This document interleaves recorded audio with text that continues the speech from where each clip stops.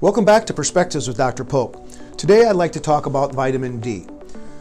Vitamin D has always been an important element in our diet for bone health, and I'm sure many of you have heard about vitamin D as a useful tool for making your bones stronger.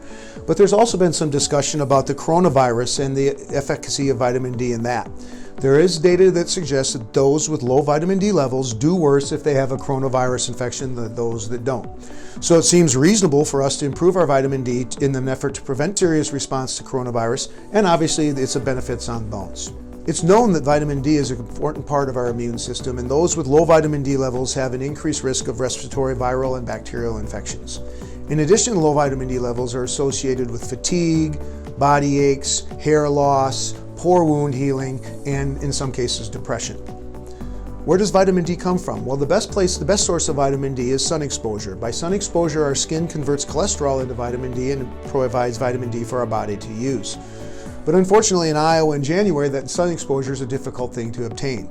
And it's known that those people that live in northern latitudes with less sun exposure tend to have lower vitamin D levels. So how can we increase our vitamin D level? Well, obviously, sun exposure is one. Foods such as fatty fish, milk, eggs, mushrooms have higher levels of vitamin D. And also we can supplement our diet with vitamin D supplements. We use vitamin D3 as a supplement because vitamin D3 is the animal model of vitamin D and our bodies use it more effectively. We recommend that people use 1,000 to 2,000 international units of vitamin D3 daily. And also, if you're wondering about your vitamin D level, it would be reasonable for you to talk with your primary care physician about getting your vitamin D level checked to see where you are.